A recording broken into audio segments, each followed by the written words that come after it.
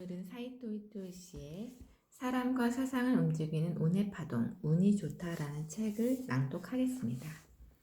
웃는 얼굴이 최고의 관상. 아침이 되면 밝아지고 밤이 되면 어두워진다. 세상에는 이렇게 말하는 사람도 있지만 제가 볼 때 이것은 과학을 잘 모르는 사람이 하는 말입니다. 아침이 되었으니 밝아진 게 아니라 태양이 존재하니까 밝은 겁니다. 태양이 없다면 지구가 아무리 열심히 회전해도 세상은 온통 깜깜하겠지요. 그리고 태양은 자기가 기분 좋을 때만 빛을 내지 않습니다. 만약 그렇다면 그건 이미 태양이 아닙니다. 태양이라는 것은 언제 어느 때든 늘 불타오르며 지구를 비추고 있습니다. 무슨 말을 하고 싶은가 하면 아무 생각 없이 멍하니 있으면 누구라도 기운이 우울해진다는 겁니다. 마치 태양이 없는 상황과 같습니다. 경기가 불황이든 부모님께서 건강이 안 좋으시든 자신이 어떤 환경에 부닥치든 밝은 생각을 하지 않는 한 삶이 긍정적으로 변하지 않습니다. 저는 스스로 이렇게 말해왔습니다. 나는 항상 밝게 빛나는 태양과 같은 존재다. 나는 항상 밝게 빛나는 태양과 같은 존재다. 어떤 상황에 부닥치든 이 세상에 태어난 것을 감사해야 하고 행복해야 하자. 어떤 상황에 부닥치든 이 세상에 태어난 것을 감사해야 하고 행복해야 하자. 언뜻 보기에는 어려운 일 같지만 실제로 해보면 굉장히 간단합니다. 늘 밝은 표정을 짓는 것, 이것뿐입니다. 웃는 얼굴은 누구에게나 최고의 관상입니다. 언제나 엄청난 운이 흘러 들어옵니다. 저절로 행복해지니까요. 왜냐고요? 뭔가 고민에 빠진 사람의 얼굴을 떠올려 보기 바랍니다. 미간에 잔뜩 주름이 있고 입은 굳게 담은 채 삐뚤어져 있습니다. 이런 표정을 짓다 보면 어느새 양쪽 눈 사이에 있는 제3의 눈이라 불리는 눈이 닫혀버립니다. 애연명왕이라는 불상을 본 적이 있는 사람은 잘 알겠지만 이 불상은 이마에 눈이 붙어 있습니다. 바로 이 눈이 제3의 눈입니다. 제3의 눈은 육안으로 볼 수 없는 것을 볼 수 있는 눈으로 이 눈을 통해 모든 상상력과 아이디어의 원천을 얻는다고 합니다. 그런데 미간에 자꾸 주름이 생기면 이 눈이 닫히게 됩니다. 아무것도 볼 수 없게 되지요. 잔뜩 인상을 쓰면서 고민해봤자 근사한 해결책은 결코 떠오르지 않습니다. 한번 웃어보세요. 어느새 자연스레 이 눈이 열리게 됩니다. 사람을 행복으로 이끄는 아이디어가 샘물처럼 솟아오릅니다. 제가 이런 말을 해도 모두가 믿지는 않겠지만 실험삼아 활짝 웃으면서 잔뜩 미간의 주름을 만들어 보세요. 아마 굉장히 하기 힘들 겁니다. 신기하게도 하기 힘듭니다. 미간이 열리면 제3의 눈도 열립니다. 누구에게나 미소로 대하는 사람은 적을 만들지 않습니다. 다퉈야 할 적이 없는 삶이란 얼마나 행복한가요? 나는 항상 밝게 빛나는 태양 같은 존재다. 어떤 상황에 부닥치든 이 세상에 태어난 것을 감사해야 하고 행복해하자. 웃음은 만복을 끌어들이는 자석. 살다 보면 참 재미있는 경험을 많이 하게 됩니다. 예컨대 제 경우 어느 출판사로부터 사이토 씨에 관한 만화를 출간하고 싶은데 괜찮겠습니까? 라는 제안을 받았습니다. 만화의 정도야 출간해도 되지 않을까 하는 생각으로 승낙했는데 완성된 만화를 보고 깜짝 놀랐습니다. 제가 지팡이를 든 할아버지를 보셔서 되었거든요. 물론 이 부분은 나중에 수정했습니다. 만화를 그린 사람은 저를 만난 적도 얼굴 사진을 본 적도 없었으니 어찌 보면 당연한 결과일지도 모릅니다. 긴자 일본 한방연구소의 창립자, 일본 최고의 보자라는 수식어에 기대어 상상해 그렸으니 그런 모습이 된 것 같습니다. 긴자 일본 한방연구소의 창립자. 아마 많은 분이 비슷한 상상을 하고 있겠지요. 저로서는 매우 즐겁고 재미있는 상황이 아닐 수 없습니다. 개중에는 이런 말을 하는 사람도 있습니다. 사이토 씨의 사업이 떼돈을 버는 것은 소득세 순위의 이름이 올라와 있기 때문이다. 하지만 소득세 순위라는 것은 돈을 많이 번 사람만이 이름 올리는 게 아닌가요? 정말 세상에는 재미있는 일이 많습니다. 재미있는 일이라는 것은 늘 재미있는 일을 생각하는 사람에게만 많이 일어나는 법입니다.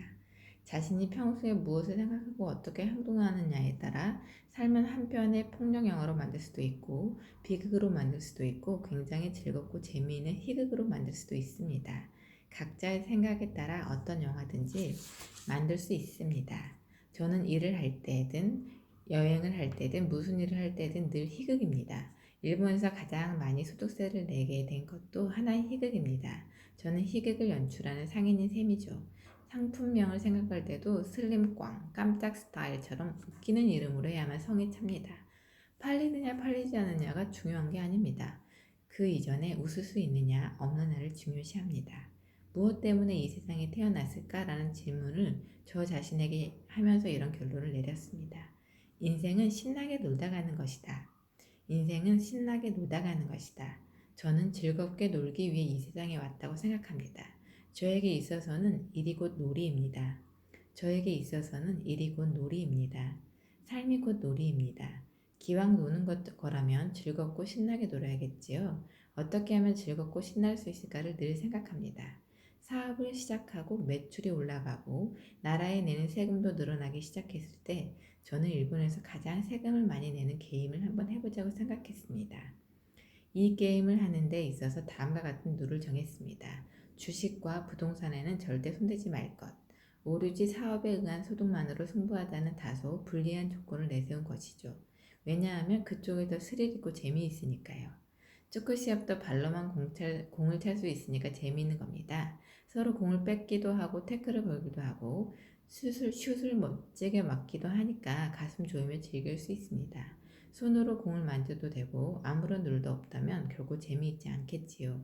여러 가지 저항도 있고 뜻대로 되지 않는 구석이 있으니까 시합이 재미있는 거 아닐까요? 인생은 신나게 놀다 가는 것이다. 일이 곧 놀이이다. 내게 일은 곧 놀이이다. 삶은 곧 놀이이다.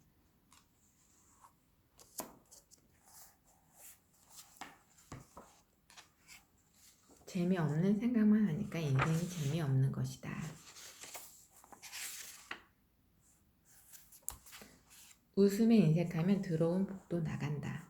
인생에 있어서 웃음 중요합니다. 여러분 중에서도 직장 상사와 사이가 별로 좋지 않은 분이 있겠지요? 상사를 잘못 만나서 이런 고생을 한다고 생각을 하겠지만 이런 문제도 웃음을 통해 해결할 수 있습니다. 정신 수양을 위해 산속에 들어가 폭포수에 몸을 맡기는 사람이 있습니다. 저도 간혹 시도해 보는데 폭포수는 차가울 뿐 아니라 낙차의 세기도 커서 몽둥이로 두들겨 맞는 것처럼 굉장히 아픕니다. 폭포수를 맞다 보면 깨달음을 얻을 수도 있다지요. 물론 저는 깨달음을 얻지는 못했지만요. 그런데 우리네 직장에는 폭포수가 없습니다. 대신에 싫어하는 상사가 있다고 여기면 되는 겁니다. 그러니까 오늘도 짜증나는 상사 밑에서 일해야만 된단 말이야 라고 비관할 게 아니라 폭포수에 상사 이름을 붙여 좋아 오늘도 한번 시원하게 맞으러 갈까 하는 마음으로 회사로 향하는 겁니다. 잔소리를 들었을 때는 속으로 이렇게 좋은 폭포수를 맞게 해줘서 감사합니다. 나는 운이 좋습니다 라고 말해보세요. 잔소리를 들었을 때는 속으로 이렇게 좋은 폭포수를 맞게 해줘서 감사합니다. 나는 운이 좋습니다 라고 말해보세요. 희한하게도 상대방이 변하게 됩니다. 저희 제자 중에 이것을 실천한 사람이 있습니다. 예전에 운전학원에서 강사를 하던 사람인데 상사와 사이가 좋지 않았습니다. 하지만 매일 아침 상사에게 좋은 아침입니다. 감사합니다 라고 말하니까 어느새 그 상사가 자기한테 밥을 사주기도 하고 친절하게 잘 대해주었다고 합니다. 인생 별거 있나요? 어떻게 하면 내가 웃을 수 있을까, 즐길 수 있을까를 생각해 보시기 바랍니다. 이렇게 했을 때 삶이 행복해집니다.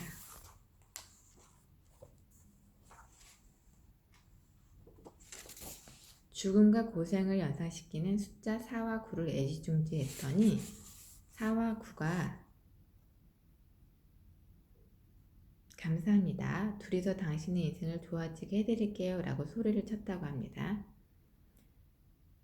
여하튼 정말 황당한 꿈이었는데 저는 4와 9가 합치면 좋아진다는 말이 된다는 사실을 알게 되었습니다. 그 후로는 전화번호에서 자동차 번호판까지 죄다 4와 9로 바꿔버렸습니다.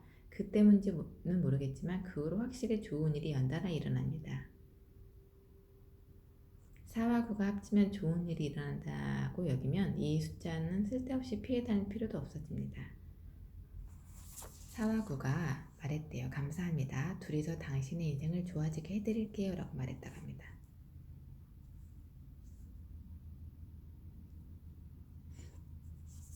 태양은 스스로 만물을 비춘다. 주위를 살펴보면 방 위에 길룡을 믿는 사람들이 덜어 있습니다. 여기에 집을 지으면 좋다느니 나쁘다느니 혹은 그쪽 방향으로 가면 복이 온다느니 화를 얻는다느니 하는 것이죠.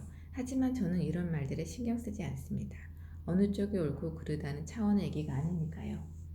다만 저는 내가 있는 곳이 바로 행복한 장소라는 믿음을 가지고 있습니다. 내가 있는 곳이 바로 행복한 장소. 따라서 저는 그런 말 따위에 신경 쓰지 않고 어디든지 가고 싶은 곳을 갑니다. 오히려 남들이 그쪽으로 가지 말라고 하면 더 갑니다. 가서는 안 되는 곳이니까 제가 가서 팔게 만들어야 한다고 생각하는 것이죠. 올해는 운수가 사나운 해라는데 어떻게 하지 하면 걱정하는 사람도 있습니다. 하지만 저에게는 액년은 오히려 도약의 해입니다. 저에게 있어서 액년은 오히려 도약의 해입니다. 저는 평소에 열심히 일하고 있으니까 남들이 일하는 액년이 오히려 하느님 알고 계시죠? 올해는 저를 팍팍 믿어주세요 하고 부탁합니다. 여러분이 신앙인이라면 이 부분을 오해할지도 모르지만 설사 상대방이 하느님이라 할지라도 때로는 좀 세게 나갈 수 있는 관계가 바람직하다고 봅니다. 그렇지 않으면 가부좌를 튼 자세로 땅에서 10cm 떴다는 사람의 사진에 감탄하는 짓을 하게 되지요. 미안하지만 저는 그런 사진을 봐도 감탄하지도 놀라지도 않습니다. 그래서 어쨌다는 겁니까? 하고 묻습니다. 공중부양을 해서 뭐가 어쨌다는 걸까요? 하늘을 날아 우리 회사의 상품을 배달해 주기라도 하나요? 그렇다면 지금의 택배 회사보다 얼마나 빨리 배달해 주나요? 저에게는 10명의 제자가 있는데 만약 이 제자들에게 걸리면 그야말로 이보다 훨씬 더한 질문고사를 받게 될 것입니다. 제가 질려서 도망갈 정도로 말입니다. 누군가는 손에 빵이 나왔다고 하는데 제과점에서 만드는 것보다 더 많은 양을 나오게 할 수 있나요? 손에서 빵이 나왔는데 그걸 본 사람에게 돈을 받는다는 건 또 뭡니까? 이런 식으로 꼬치꼬치 질문해가며 따져보면 여러 가지 사실을 깨닫게 됩니다. 어설픈 초능력을 가졌다고 해서 대단한 사람이 아닙니다. 열심히 일하면서 자식을 키우고 남한테 패키치지 않는 사람이야말로 정말로 대단한 사람입니다. 적어도 저는 그렇게 생각합니다. 맑은 날이든 비가 오는 날이든 게으름 피우지 않고 묵묵히 농사를 짓는 사람이 있습니다. 한여름에 태양이 내리쬐는 공사판에서 열심히 일하는 사람이 있습니다. 빵 공장에서 열심히 빵을 만드는 사람이 있습니다. 쌀과 곡식을 정성 들여 키우는 사람이 있는가 하면 새벽에 바다로 나가 고기를 잡아오는 사람도 있습니다. 저는 이런 사람이야말로 정말 훌륭한 사람이라고 생각합니다. 이런 사람에게 감탄하지 않고 무슨 공중부양을 했다는 괴상한 도사한테나 감탄을 하니까 눈에 보이지 않는 것을 두려워하게 되고 줏대 없이 갈팡질팡하게 됩니다. 손 쓸 수 없는 문제를 고민하지 마라. 어차피 손을 쓸 수가 없다. 고민을 해도.